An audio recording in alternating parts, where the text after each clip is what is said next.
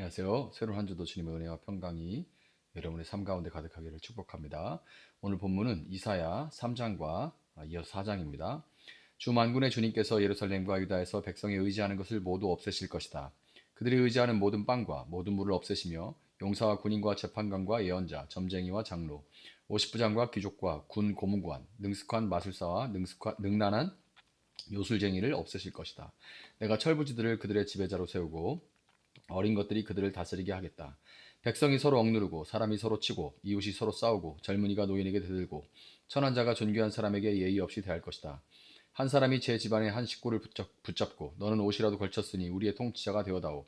이 폐허에서 우리를 다시 일으켜다오 하고 부탁을 하여도 바로 그날에 그가 큰 소리로 부르짖을 것이다. 나에게는 묘안이 없다. 나의 집에는 빵도 없고 옷도 없다. 나를 이 백성의 통치자로 세우지 말아라. 드디어 예루살렘이 넘어지고 유다는 쓰러진다. 그들이 말과 행동으로 주님께 대항하며 하나님의 영광스러운 현존을 모독하였기 때문이다. 그들의 안색이 자신들의 죄를 고발한다. 그들이 소돔과 같이 자기들의 죄를 드러내놓고 말하며 숨기려 하지도 않는다. 그들에게 화가 맺힐 것이다. 그들은 스스로 재앙을 불러들인다. 의로운 사람에게 말하여라. 그들에게 복이 있고 그들이 한 일에 보답을 받고 기쁨을 누릴 것이라고 말하여라. 악한 자에게는 화가 맺힐 것이다. 재난이 그들을 뒤덮을 것이다. 그들이 저지른 그대로 보복을 받을 것이다. 아이들이 내 백성을 억누르며 여인들이 백성을 다스린다. 내 백성아, 네 지도자들이 길을 잘못 들게 하며 가야 할 길에서 벗어나게 하는구나. 주님께서 재판하시려고 법정에 앉으신다. 그의 백성을 심판하시려고 들어오신다. 주님께서 백성의 장로들과 백성의 지도자들을 세워놓고 재판을 시작하신다. 나의 포도원을 망쳐놓은 자들이 바로 너희다. 가난한 사람들을 약탈해서 너희 집을 가득 채웠다. 어찌하여 너희는 나의 백성을 짓밟으며 어찌하여 너희는 가난한 사람들의 얼굴을 마치 맷돌짓 하듯 짓뭉갰느냐. 만군의 하나님이신 주님의 말씀이다. 주님께서 말씀하신다. 시온의 딸들이 교만하여 목을 길게 빼고 다니며 호리는 눈짓을 하고 다니며 꼬리를 치고 걸으며 발목에서 잘랑잘랑 소리를 내는구나. 그러므로 나 주가 시온의 딸들 정수리에 딱지가 생기게 하며 나 주가 그들의 하체를 드러낼 것이다. 그날이 오면 주님께서는 여인들에게서 발목 장식, 머리 망사, 반달 장식, 귀고리, 팔찌, 머리쓰개, 머리 장식, 발찌, 허리띠, 향수병, 부적, 가락지, 코걸이, 고운 옷, 겉옷, 외투, 손지갑, 손거울, 모시옷, 머리수건, 너울들을 다 벗기실 것이다. 그들에게서는 향수 내음 대신에 썩은 냄새가 나고 고운 허리띠를 띠던 허리에는 새끼줄이 감기고 곱게 빗어 넘기던 머리는 다 빠져서 대머리가 되고 고운 옷을 걸치던 몸에는 상복을 걸치고 고운 얼굴 대신에 수치의 자국만 남을 것이다. 너를 따르던 남자들이 칼에 쓰러지며 너를 따르던 용사들이 전쟁터에서 쓰러질 것이다. 시온의 성문들이 슬퍼하며 곡할 것이요 황폐된 시온은 땅바닥에 주저앉을 것이다. 이사야 4장. 그날이 오면 일곱 여자가 한 남자를 붙잡고 애원할 것이다. 우리가 먹을 것은 우리가 챙기고 우리가 입을 옷도 우리가 마련할 터이니 다만 우리가 당신을 우리의 남편이라고 부르기만 해주세요. 시집도 못 갔다는 부끄러움을 당하지 않게 해주세요. 그날이 오면 주님께서 돋게 하신 싹이 아름다워지고 영화롭게 될 것이며 이스라엘 안에 살아남은 사람들에게는 그 땅의 열매가 자랑거리가 되고 영광이 될 것이다. 또한 그때에는 시온에 남아있는 사람들, 예루살렘에 머물러 있는 사람들, 곧 예루살렘에 살아있다고 명단에 기록된 사람들은 모두 거룩하다고 일컬어질 것이다. 그리고 주님께서 딸 시온의 부정을 씻어주시고 심판의 영과 불의 영을 보내셔서 예루살렘의 피를 말끔히 닦아주실 것이다. 그런 다음에 주님께서는 시온산의 모든 지역과 거기에 모인 회중 위에 낮에는 연기와 구름을 만드시고 밤에는 타오르는 불길로 빛을 만드셔서 예루살렘을 닷집처럼 덮어서 보호하실 것이다.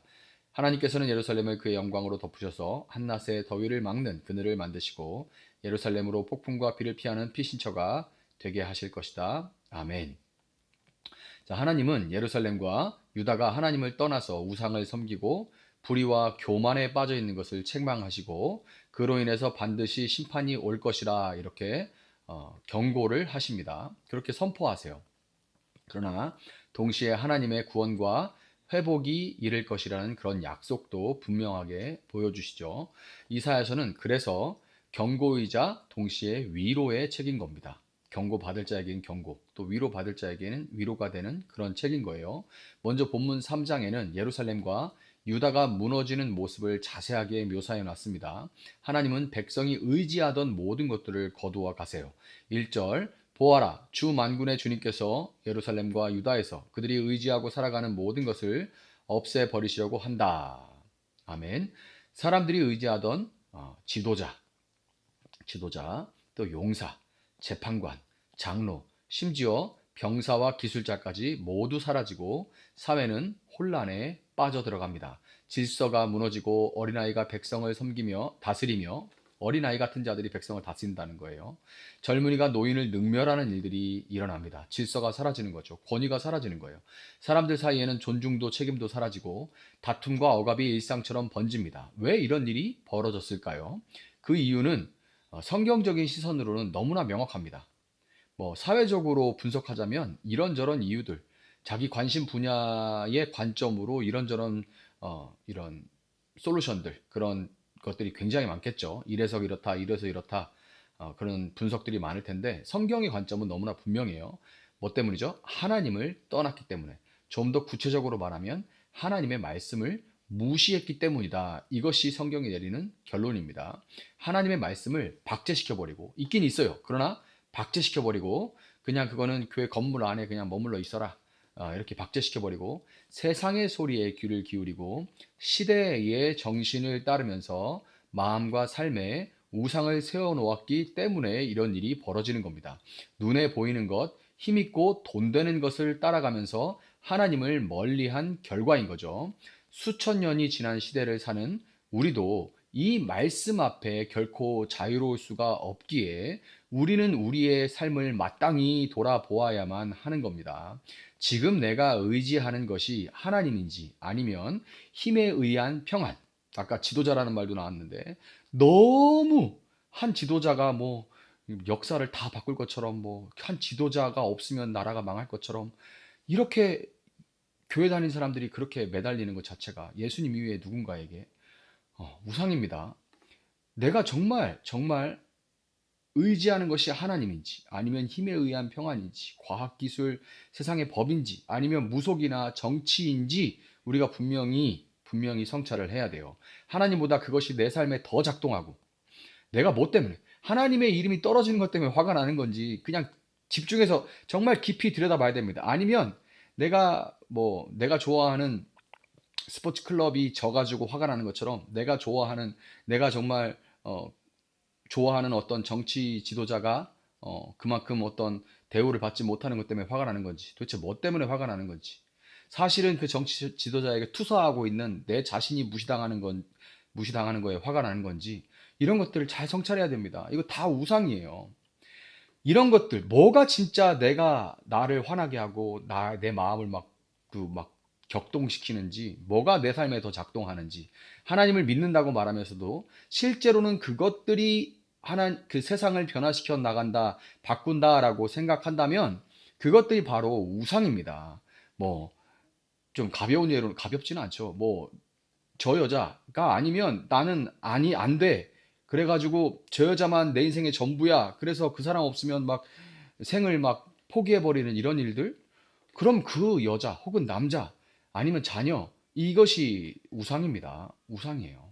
하나님 이외의 것이 내 삶의 어떤 원동력이 되고 그리고 그것이 내 삶에 작동하고 더 많이 작동하고 그것이 내 삶이나 또 세상을 바꾼다, 나를 둘러싼 세상을 바꾼다라고 생각하면 그것이 우상입니다.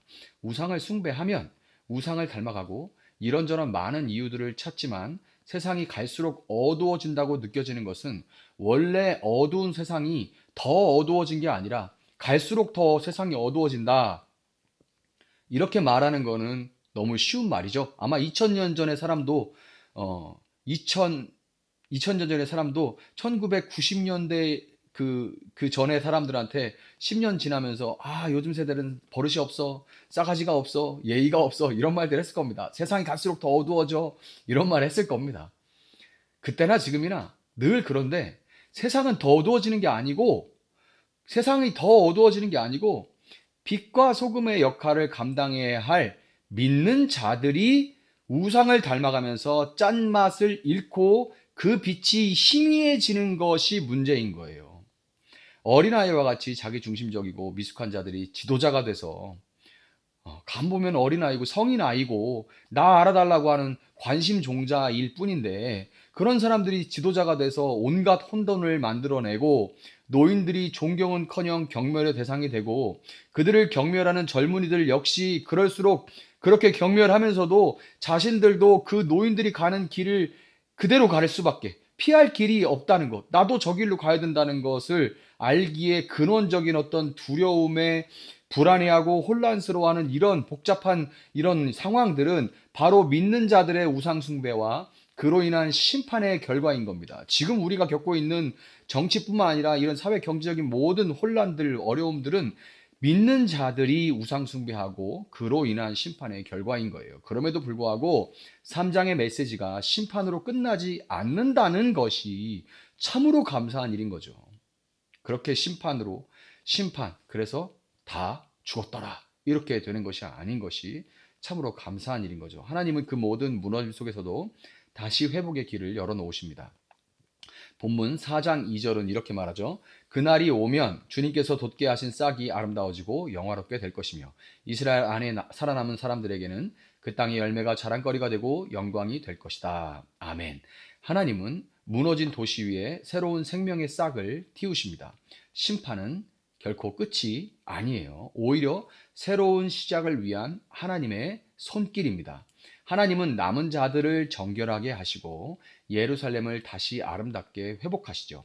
특별히 본문 4장 5절에는 출애굽의 장면을 연상시키는 그런 말씀이 등장해요. 그런 다음에 주님께서는 시온산의 모든 지역과 거기 모인 회중 위에 낮에는 연기와 구름을 만드시고 밤에는 타오르는 불길로 빛을 만드셔서 예루살렘을 닷집처럼 덮어서 보호할 것이다. 아멘.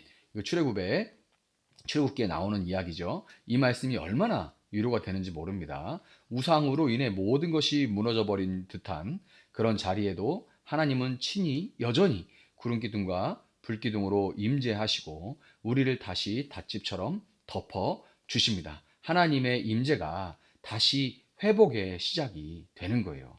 여러분, 하나님은 우리 삶의 우상들이 무너지기를 원하십니다. 하나님과 우리의 관계 안에서 하나님은 끊임없이 우리의 우상을 무너뜨리시기 위해서 신실하게 일하세요. 그 자리에, 그리고 그 우상이 무너진 자리에 하나님은 자신을 세우시기 원합니다. 4장 2절에서 언급됐던 주님께서 돋게 하신 싹, 이 싹은 당연히 예수 그리스도를 가리킵니다.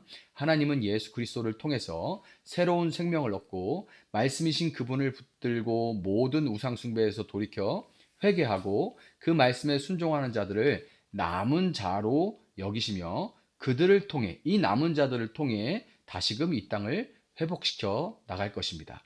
사방으로 우겨쌈을 당하는 것 같은 현실에 답답함과 때로 두려움이 몰려오는 것이 사실입니다. 그렇지만 심판이 임한다 하더라도 그 안에는 하나님의 회복의 계획이 함께 있다는 것을 기억하고 두려움을 몰아내고 회개하며 하나님의 말씀을 붙들고 기도해야 할 그런 때입니다.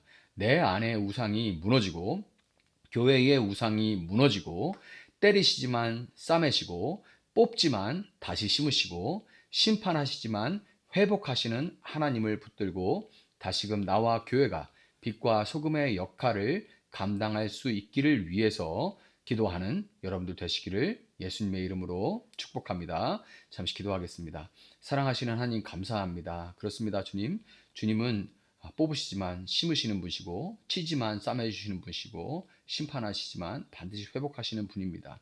하나님, 우리가 우상을 섬겨왔음을 믿습니다. 돈을 섬겼고 주님 웰빙을 섬겼고 안락함을 섬겨왔고 그리고 많은 경우에 그리고 정치 지도자들 내가 선호하는 당 그것들이 모든 것인 것처럼 그렇게 서로를 미워하고 한 가정 안에서도 미워하고 그렇게 살아왔습니다.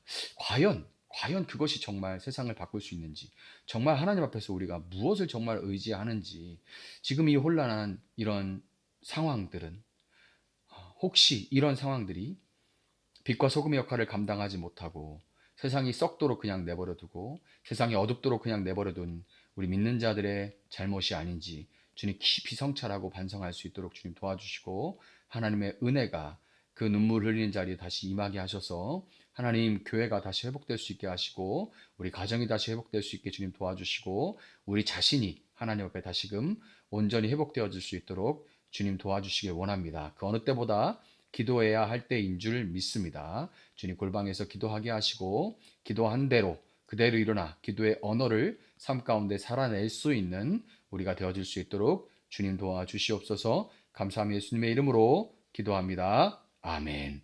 오늘 주시는 말씀 붙들고 계속해서 기도합니다.